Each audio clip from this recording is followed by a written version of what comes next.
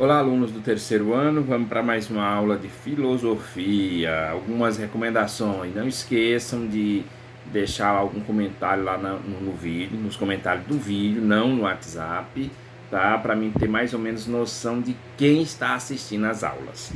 Tá bom, gente? Então vamos lá. Hoje nosso tema, ele está na página 236, Religião e Democracia, tá?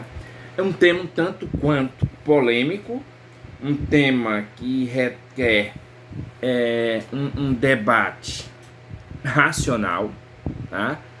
Que requer aqui uma leitura de qual é o papel da democracia, de um sistema democrático, qual o papel que ele tem que exercer dentro da sociedade e qual o papel das religiões, tá? Então tem essas duas campos que estão muito presentes na vida das pessoas, que é a política, os regimes democráticos, os regimes autoritários, todos os tipos de regime, e a religião sempre esteve presente, tá? Então o que seria religião? A palavra religião, ela vem de um termo que é religare, ou seja, ligar você a alguma coisa. É um termo lá, é um verbo latim, tá? Que seria, traduzindo para o português, é a mesma coisa, corresponde ao verbo religar, tá? Qual é a ideia da religião? A ideia da religião, das religiões, de um modo geral, e da religião com R maiúsculo, né? É a ideia de quê? Que nós viemos de um Deus, nós somos criatura de um Deus, de um ser superior, e que nós, a todo momento, devemos buscar essa transcendência, tá? Principalmente, todas as religiões, elas visam, de uma certa forma, uma vida pós-morte, tá? Então, nós estamos aqui, as religiões pregam que nós estamos vivendo aqui nesse mundo, é uma passagem que nós estamos fazendo, e que depois da morte nós iremos ter o quê? Nós iremos ter uma outra vida, uma vida eterna, uma vida sem sofrimento, para aqueles que foram bons, e para os maus, uma vida não tão boa. No cristianismo tem a ideia de céu e inferno, não é isso?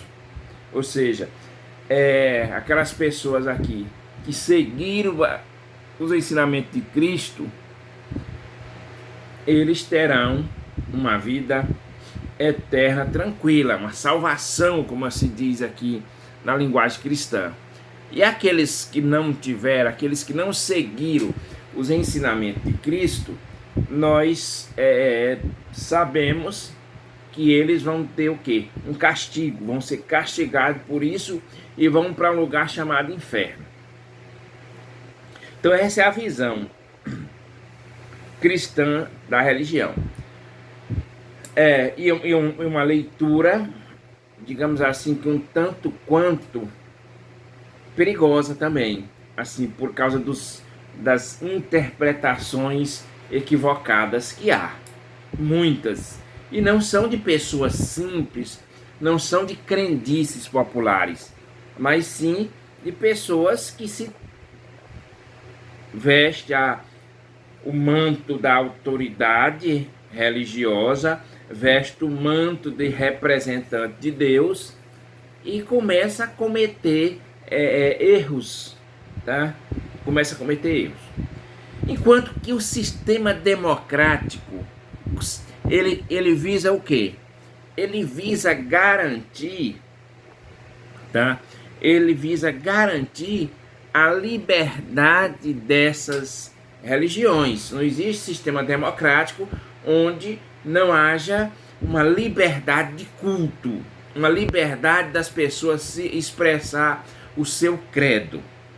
Então isso é mais ou menos a convivência da religião com o sistema democrático. Entenderam? E uma coisa que é preocupante, pessoal, é que quanto mais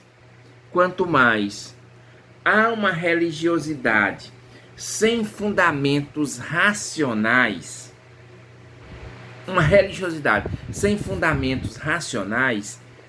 essa religiosidade tende a matar o sistema democrático. Todo governo autoritário se intitula um governo que está fazendo a vontade de Deus. Coloca Deus até nos slogans, né? Deus acima de tudo. E termina sendo um governo que, ao mesmo tempo que coloca Deus acima de tudo, vocês podem olhar na história que esses governos são verdadeiros genocidas. Para vocês terem uma ideia. Como é que a filosofia trabalha a questão da religião? Primeira coisa, a filosofia ela não discute credo religioso. Ela não vai, em momento algum, entrar na discussão se determinado credo é correto e outro é errado. Ela não faz isso. Ela analisa de forma racional o discurso. O que são os dois fatores mais importantes para a filosofia e para a religião? E o que as difere nesse mesmo ponto? A verdade. A religião, ela tem a verdade pela fé. A religião tem a verdade pela fé. E a filosofia, ela busca essa verdade de forma racional. De forma trabalhar, buscar a verdade, utilizando-se a capacidade do pensamento humano. Utilizando-se a capacidade do pensamento das pessoas chegar a encontrar a verdade não por uma revelação mística, mas por um esforço racional. Essa é a grande diferença. Uma mata a outra? Não. Uma não mata a outra. As duas vêm convivendo pacificamente há séculos. Principalmente quando no campo religioso nós não temos fanáticos religiosos. Essa é a grande diferença. Essa aí é o ponto. Porque o fanático religioso, ele não faz bem nem para a religião. Ele não faz bem para a religião, ele não faz bem para a política, ele não faz bem para a família, ele não faz bem para a nação, ele não faz bem para a filosofia, ele não faz bem para a história, ele não faz bem para a humanidade. E o que mais me preocupa hoje, que nós fizemos aí uma cisão há séculos, Estado para um lado e religião para outra. E é o que nós temos o quê? É o que nós temos, o que nós chamamos de laicidade do Estado. O Estado, ele não tem uma religião oficial. Por que o Estado não tem uma religião oficial? E os fanáticos religiosos, tá? Os fanáticos religiosos tentam colocar um Estado que ele seja um Estado teocrático. O que seria o Estado teocrático? Guiado por Deus. Não pode. O Estado ele tem que ser guiado pelos homens. O Estado tem que ser guiado pela política. Esse é o meio de gerir o Estado, não com oração. A oração é importante. Aqui a gente não entra nesse método se é importante ou não. Isso é uma questão de fé de cada um. Colocar Deus na frente para resolver os problemas do Estado, não é Deus que vai resolver o problema do Estado. Quem vai resolver o problema do Estado? Os homens. Porque são coisas da política. Ah, mas você está falando que Deus não... Sim, estou falando. E até na Bíblia, se você pega na Bíblia, Jesus em momento algum que diz, ó, meu reino é um reino, não é desse mundo aqui. Tá? Para vocês verem como eu não estou falando absurdo, para vocês não saírem que eu sou ateu, como muitas pessoas.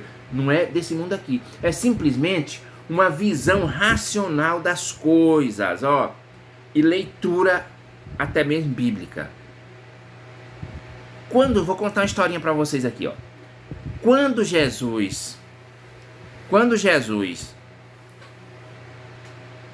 chegou no meio dos judeus, ele não foi reconhecido como Messias. Por quê? Porque os judeus tinham que o Messias seria o quê? Um guerreiro que chegaria e metia chibata no Império Romano e botaria o Império Romano para correr. E eles, os judeus, iriam dominar o mundo. Porque os judeus, como muitos hoje que vivem com a Bíblia debaixo do braço, acham que Deus é deles. Entendeu? Acha que Deus é só para ele. Tá? Bota a Bíblia debaixo do braço, dizendo que Deus é só para ele e dizendo misericórdia, misericórdia, isso e aquilo. Tá? Então, Deus não é propriedade de ninguém. Tá? Primeiro que a gente tem, Deus é de todos os povos. Aí chama ele de Alá, chama ele de vários outros nomes, mas é um Deus, não é nosso, é de todos. Tá? Deus não é E os judeus pensavam que era, como muitos fanáticos religiosos pensam que Deus é dele. Mas voltando à história de Jesus. Então quando Jesus chegou aqui veio, os judeus pensavam que ele ia expulsar os romanos. E tem uma passagem que as pessoas não se atentam para ela, e eu nem gosto de pegar passagem isolada, mas tem todo esse contexto, tá? Contextualizar para essa passagem. Chegou um cara lá para tentar botar Jesus na forca, na cruz, disse: vem cá, a gente deve pagar imposto a quem? E com a moeda.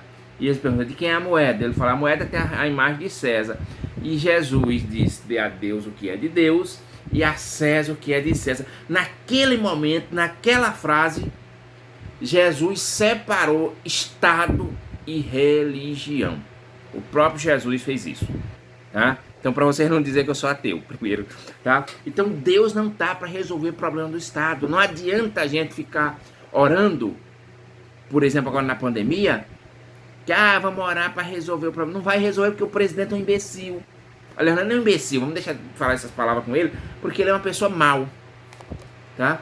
Ele é uma pessoa mau, simplesmente mau. Ou seja, não adianta a gente ficar orando se a gente não vai agir. Não adianta a gente ficar orando se na hora do voto a gente vota em pessoas ruins porque fala o nome de Deus. Entenderam? Ou seja, assim, o que mais me assusta é que a grande maioria dos evangélicos, que vocês devem conhecer, votaram num cara que prega tortura. Meu Deus do céu, Jesus foi torturado. Como é que você é seguidor de um torturado e vota num cara que prega tortura? Me responde. Então aqui no Brasil, e as nossas aulas, elas têm que trazer para a realidade, por isso que eu falo essas coisas. Aula de filosofia não é aula de balé, é aula de filosofia, então a gente tem que, todo respeito, é aula de balé, mas aqui a gente tem que pensar e trazer para nossa realidade. Como é que você se diz cristão? Quem foi Cristo? Um perseguido, torturado, crucificado, humilhado. Aí hoje você bota a Bíblia debaixo do braço e vai para as igrejas orar, falar em nome de Jesus. No entanto, na hora de escolher o seu representante, você vota num cara que, se Jesus chegasse aqui, talvez ele era um dos que estaria gritando: crucifica-o. As contradições da vida, tá? Ou o fanatismo, que é super perigoso. Um fanático, ele é pior do que qualquer outra coisa. E um fanático religioso é perigosíssimo. Gente, bons estudos, boa aula e até a próxima.